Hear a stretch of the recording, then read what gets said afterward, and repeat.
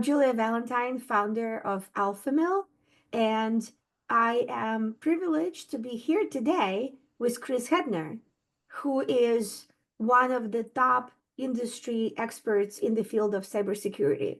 Chris, welcome. Hi, Julia. Great to be here. Thanks for having me. Um, I would like to, first of all, ask you for an introduction. Can you talk just a little bit about the salient points in Sure. your background?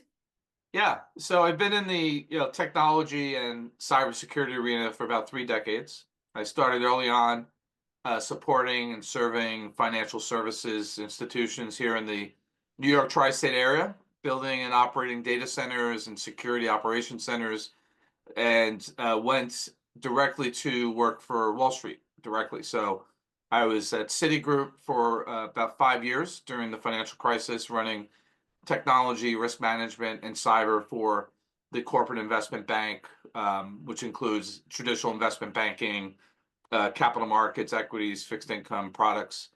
Heavily regulated institution, global in nature, obviously. Um, was at GE Capital when during the crisis as well, and I was promoted from director of security operations to the chief information security officer. So I ran their global program, $500 billion in assets, roughly 60 countries, 120,000 employees, and did that for about 3 out of my 5 years there. Spent some time within management consulting at EY, Marsh McLennan Company, serving most of our financial services clients here in New York, investment advisors, RIAs, broker-dealers, private equity hedge funds. And then I had an opportunity to go serve in the executive branch of the U.S. government as a senior cybersecurity advisor to the chair of the Securities Exchange Commission, and also worked on policy matters related to corporate governance, and now back in the private sector as a senior cyber risk advisor to the National Association of Corporate Directors. So we've got a portfolio of about 24,000 board members, and we offer our membership all types of content. We do in boardroom advisory. We help companies that are in the financial services sector navigate some of the regulatory nuances, as well as just traditional, serving on board. So looking forward to the conversation, Julia.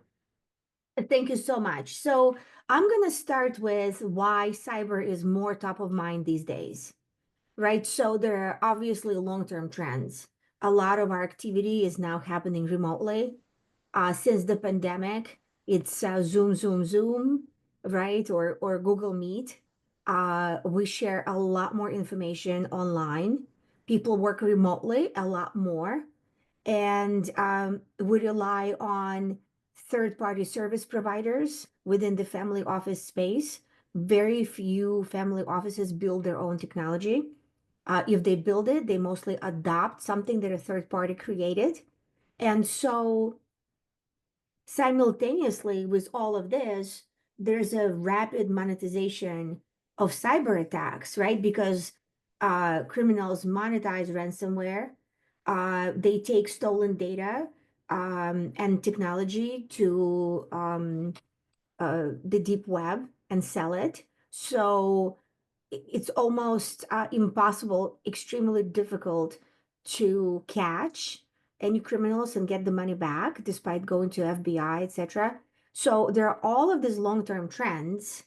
And at the very same time, really a lot of family offices are wondering how to approach cybersecurity. So I just want to get your thoughts on where do you see a lot of the organizations, and do you see a lot of struggle or do you see them doing well? Like, what are your thoughts on the current state? Yeah, so we're definitely dealing with a national security issue. Number one, Mhm. there's nation states, there are criminal organizations that are targeting critical infrastructure, such as our banks, our telecommunication structures, even potential targeting executives like CEOs and board members, and targeting individuals that in the corporation to have the ability to to move money, and trade secrets are being stolen. So it's definitely costing the global economy trillions of dollars. Some estimates suggest by the end of this year, it'll cost the global economy $10 trillion if you unpack, the entirety of cybercrime. And when we think about cyber, we think of it through the lens of both adversarial perspectives, but also there's a degree of human error and there's a degree of supply chain dependency. So, when we look at offering our board members visibility into the cyber trends, we kind of break it down into very distinct categories, such as ransomware, Mhm. misappropriation of intellectual property, misappropriation of funds. In some cases, it's just a traditional business interruption where, your systems are down because of a human error, or maybe somebody, you know, deployed a piece of software or code that wasn't validated and tested, and as a result, takes down your platform. So there's various types of categories of loss. And, if we distill it down into the family office ecosystem, Right. these are essentially small, mid-sized businesses. They're smaller That's right. in terms of staff, personnel. Mhm. They largely outsource their technology to third-party providers.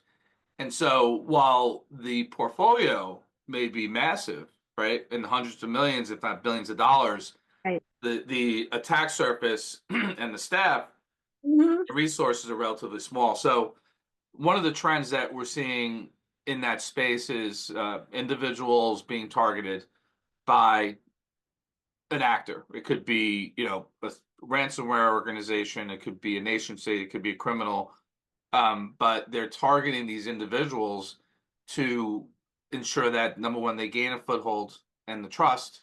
Usually, it's done through some type of email. Hey, I'm a friend. Click on this link.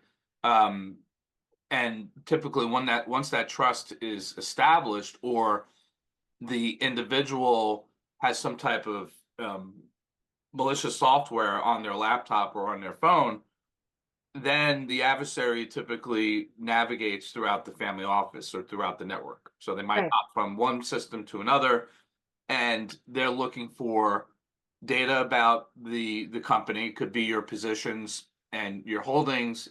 It could be account data, and in many cases, we call, follow the money. They're going to execute some type of fraudulent wire transfer where I'll pretend to be, an individual that should be receiving $10 million just by way of example, and I convince the individual in the family office to wire that money. And if we think about the advancements of artificial intelligence, they're making these attacks seem more real, and Right. they're very sophisticated, and they're able to execute these types of cyber attacks within a very short window. Mhm. 4 years ago, Julia, if we were having this conversation, I'd say between the time the attacker identifies you as a target, infiltrates your company, you could be looking at a few months before they actually execute the attack. Mhm. Now, with the introduction of artificial intelligence, it's happening within days, if not hours. So it's becoming a big challenge for these smaller entities to build out defenses and make sure that they have the proper level of cybersecurity investments aligned to their business strategy. Well, that's actually a very good question. What is the right level of investment? Because uh, sometimes I get a sense that when you don't know how to normalize that spend, um, it becomes scary that it's going to be too expensive. And so management just defaults to doing nothing. Right. Just you know what I mean? Because you don't know where to start. You don't know how to do this. And so it's like, let me avoid the problem Yeah. completely. Yeah. Mhm. Yeah. It unfortunately, for smaller entities, that tends to be a default response. Right. And in many cases, they're outsourcing their technology, they're outsourcing their operations. In some cases, they're outsourcing their security, including tech. And the assumption is that if I outsource the capability, I also outsource the risk. Risk, And right. that's a false, pretense, false view. I And agree. you own the risk, you own the portfolio, you own the data, you own, who's Mhm. supposed to receive money. And it's incumbent upon the family office to kind of oversee where those most critical, I hate to be cliche, but crown jewels are, right? Where our Mhm. most critical assets, who are our suppliers that really house our most sensitive data, Mhm. and if and when they select a security service provider, they should view that service provider as a partner, an extension of their risk management team to say, Right. hey, you've got to look at these three suppliers. We need to lock down these three systems, and these two individuals in our family office, have the ability to move and wire, tens of millions of dollars on a daily basis. And that becomes now the focal point in terms of how to protect, how to mitigate some of this exposure effectively. Got it. So the strategy has to involve kind of a tiered approach of here's where we have the most exposure and the most risk, and what exactly are we protecting the most, right? So if certain data gets stolen, okay, it's going to be unpleasant, but we can live without it, right? But at least it's not going to be funds, Right. uh, right, or passwords intercepted that are used to move money, right? And all of that stuff. So, how should a family office approach this exercise? And can this be done internally? Do you know what I mean? Like this, there is a perception Yeah. that, oh, somebody needs to come in and help us, but can a family office also do it themselves? I think it's a combination of, leveraging, outside expertise Mhm. as well as leveraging internal resources. And, the way I advise family offices and companies just in general that fit that kind of smaller Mhm. footprint in terms of staff and IT systems Mhm. is, make it part of your ongoing business motion. So, Right, if you're reviewing, let's say, your portfolio, right, on a quarterly basis, right, integrate cybersecurity. Make sure your passwords are changed. Make sure that if you have identified those two individuals, that right. they have heightened identity protection, right? Mhm. Ensure that the company and the platform uses multi-factor authentication. So the like basic blocking and tackling, and that can be examined to and executed on a periodic basis, but make it part of your business motion is what I would advise companies to do. Yes, and I when I worked for a very large family office, we had PwC come in and do a coastal governance assessment, and one of the recommendations that they gave us is use an iPad to move money that only has access to this website, like literally no email. You cannot answer email from this particular iPad. You cannot go to any other site. Just block everything. It can only do one thing, Yeah. right? And so I think it's interesting because here's where we get into the risk management thinking that as a former CTO, you have to think in terms of the entire organization, how tech permeates the organization, and you in your cybersecurity seat also had to think this way. But I think that it's very, very challenging for people to think across digital and in real life. Does that Right. make sense? Because to be effective, you really have to cover both seamlessly, right? And take into consideration both your policies and how you implement these policies, and also how do you log this down, through certain devices or physical Yeah. offices. Yeah. No, your iPad analogy is fantastic. And if you have money movements on frequent basis, or maybe may not be frequent, maybe monthly, perhaps, Yeah. to the extent that you've identified that individual and you sized out the movement of funds. Mhm. I the analogy I use is it's almost install an ATM machine, right? That ATM machine or that iPad or that device has no access to anything else except for the other party on the other line. Yep. and there's some level of validation, whether it's a text or a phone call, say, hey, you are, and there's a multi levels of authentication. The other area that I would double down on is the human side of the house, and the ransomware, phishing attacks, leveraging email as a vehicle to steal credentials, for instance. Yeah, I would say represents the lion's share of the points of failure or lion's share of Right. how cyber attacks are introduced. And so, it doesn't hurt the family office to have periodic awareness and training, Yep. and ensure that all your employees undergo that training session. They take there's plenty of lessons that can be taken online. There are Mhm. courses. It doesn't have to be exhaustive, Mhm. or you can jump on a webinar like we're doing here, and walk through some best practice. But I realized that over my tenure, the human error continues to be the weakest link in the chain, Mhm. and it continues to persist to this day. So I would definitely recommend ensuring that you have the right awareness and training across your personnel. And that training has to be quarterly, if not monthly, right? You need to repeat it over and over and over again, because for someone who is focused on filling out wire transfer documents, or focus on one operational or a couple of operational tasks, it's not their top of mind. No, You know what I'm saying? Like, you just can't sit there and think about it all the time. You're not in a risk management job. And so, it's reminding people constantly, look at who is this email from. Don't just look at the title of the email, right? It's like, who sent it.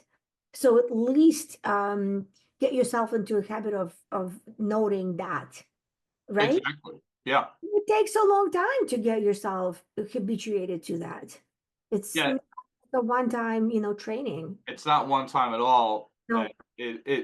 As the levels of cyber attacks, the sophistication, the introduction of AI evolves, we need to also evolve and develop our training.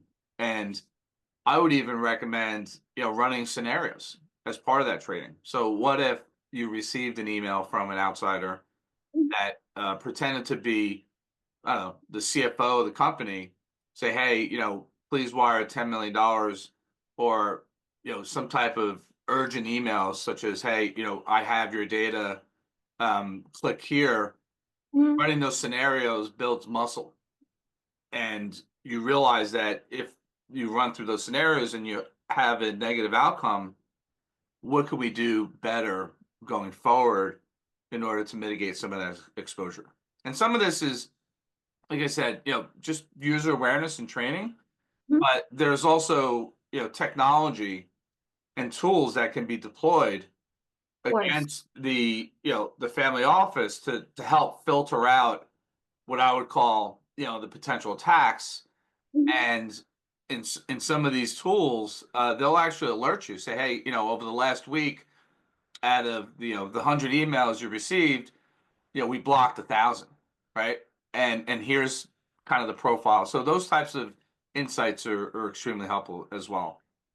Yes, absolutely. But it's so comprehensive. In other words, it starts with the plan, right? What is our plan for cybersecurity for this year? Right? Um, how we identified our top risks, right? Where is our top cybersecurity risks? Like, can we agree to focus on that? Right? Do we have the expertise internally, externally? Like, can we build a team that's, and it has to be partly internal and partly external, right? For a small and medium-sized business, Absolutely. always a hybrid, right, approach that we have, as long as people understand the roles. Right. Right? So they need to understand, like, who's responsible for what. And that happens at the management level, that happens at the board level, if there's a board or some kind of advisory board. You know what I mean? That's like management slash the board that's responsible for all of that. But I think that where we really face the challenges is that now your finance team is involved, if you have audit, or maybe your auditors come in and they get involved, right? Your legal is definitely involved in that. Your IT and tech and ops are involved. So it's almost like there are all of these various departments and groups that play different roles, and it's the coordination of all of it, right? And even that coordination is not going to give you 100% protection, but it like moves you towards a more comprehensive kind of defense Yeah, posture. yeah, you raise an excellent point, Julia, that this is analogous to this is a team sport, right? It requires I the like whole that. of the company. It can't just be the technology individual. And look, some of these family offices may not even have a dedicated technology person. It may be an ops, finance. And so one of the approaches that we use for our board members within the NACD, Mhm. work with audit committee chairs, we work with general counsels, CFOs, is we look at where are those threats most likely going to impact the company from a financial, business, operational risk perspective. Right. Where are the losses most likely going to be realized? So Mhm. we walked through the scenarios before, such as ransomware, business interruption. Let's say you were ransomed, and all 10 of your computer systems are now locked, and you're not able to transact. Right. So what if? Right. And how do you defend against that? And then what are the most effective investments that you should be making in order to buy down that risk or de-risk your That's right. company? It's kind of like de-risking your portfolio. Yep. If you have 80% of your investments concentrated in a particular sector, how do you diversify that exposure in those investments, and how do you de-risk your portfolio? It's very similar to cyber. It's about de-risking, and some of this could be a risk transfer discussion. If you have the right type of carrier or broker, they might be able to underwrite insurance policy to get you some coverage in the event of a cyber attack. So, running those periodic exercises and that analysis is super critical.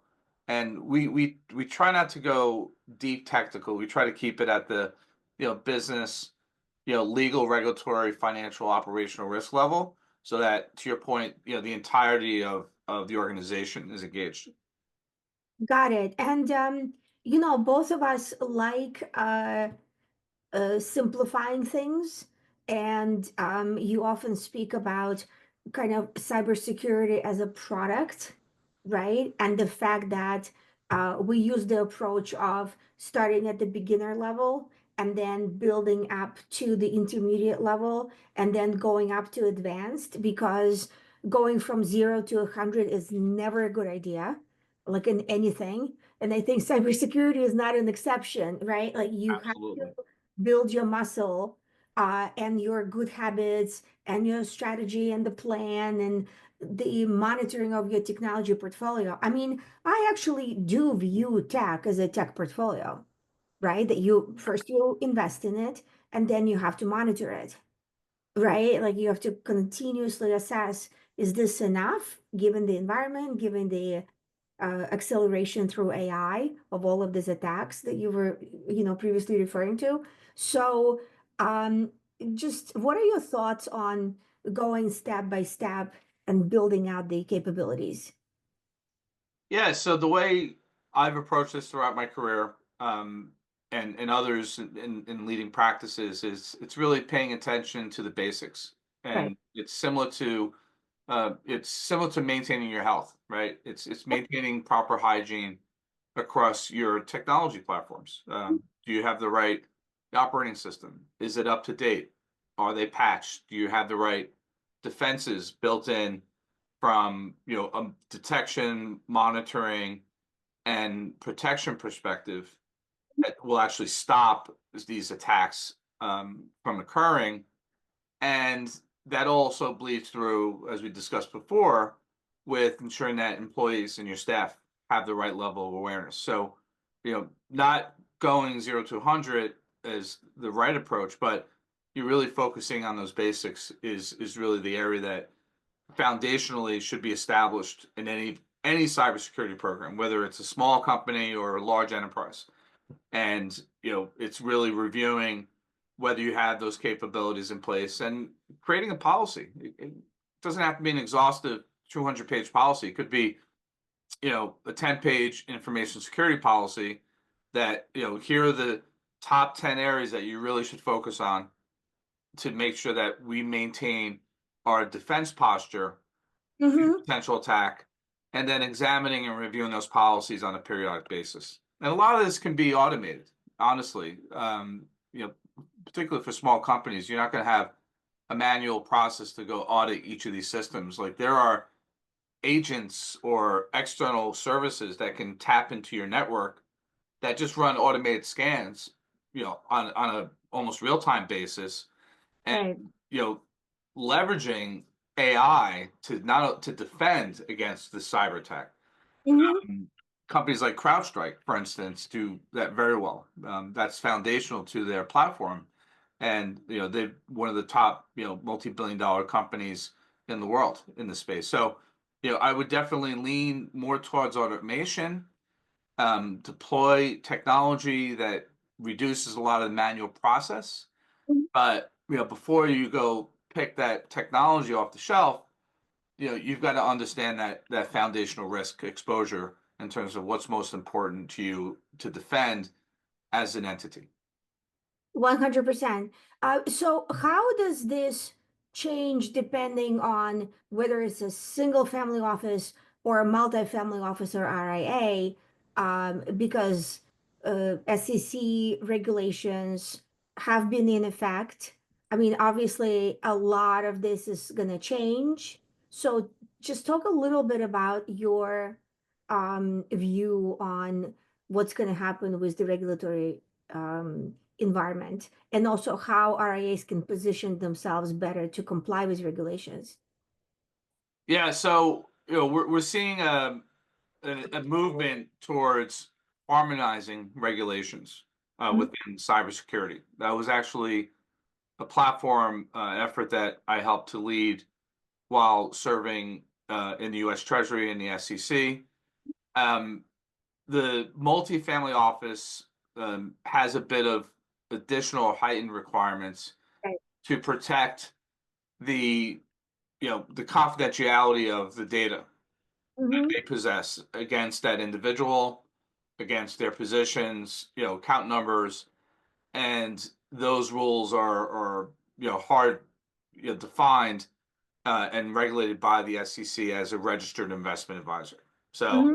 protecting your client data, um, and ensuring that you have the right, I would call it, incident response and alert and notification process to those clients. So if you have, let's say, 10,000 clients that you're serving, individuals, a data breach occurs, the you lost 100 records, for instance. You have to have a process in place to alert and notify.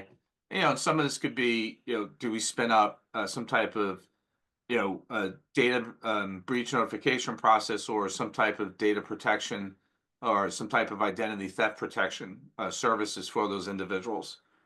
For the single office entity, they're not registered with the SEC, right? Mm-hmm. They don't have a multitude of individuals to protect their data against.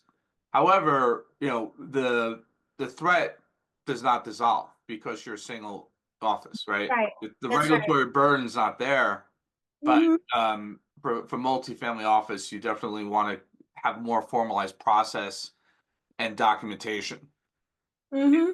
and ensure that you have alignment to these new well, the existing SEC rules. The past administration did review and update a handful of RIA-oriented cybersecurity rules, particularly around Reg SP, Reg SID, which is protection of the client data and ensuring that you have procedures to notify when a breach occurs. Now, Mm-hmm. the new administration, there's definitely an effort to harmonize. Um, with the the SEC agenda, I suspect, if I had a crystal ball, they're probably going to focus more on crypto, Mm-hmm. and blockchain technology, but the cryptocurrency Mm-hmm. ecosystem to ensure that there's proper guardrails in place, but also, how do we create more of a market opportunity from an investment standpoint? Cybersecurity, will be top of mind, but I don't think it's going to be a priority in terms of deregulation, at least out of the gate. Got it. And your opinion is that uh, some of these or most of the SEC regulations are there for a reason. So they're kind of the least, right, that you can do really to protect your family office.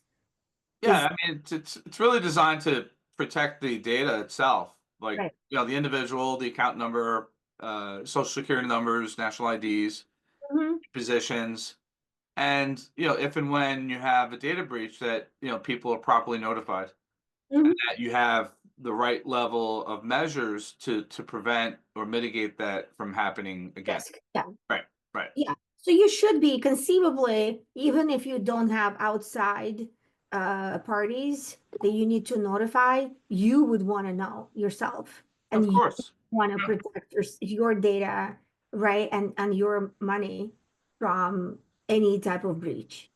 So absolutely. Look, if I have a portfolio of, let's call it $100 million in AUM, of course I'd want to know if there's if any something fraudulent happens, activity, right? Like, of course I want to know if I lost 2 million through a fraudulent wire or some type of cyber attack, or of course I'd want to know if we have the right defenses to prevent my systems from shutting down, which means that I can't execute trades, I can't execute orders, we yep, can't clear and settle funds. So this is just, again, basic blocking and tackling, basic hygiene that absolutely, we can talk. absolutely. Yeah, And ensuring continuous operations, right? absolutely. Yeah, Ensuring, no losses, no disruption to the business. Nobody needs that. Like right. nobody, yeah, nobody wants to deal with that and be distracted, Exactly. right? Yeah.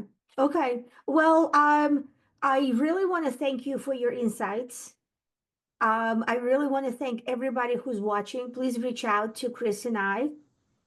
We're very happy to have a conversation on cybersecurity and help any family office, single or multi-family office, RIA. We have a lot of expertise in this area and very happy to talk about it. But thank you for today. Thank you so much, Julia.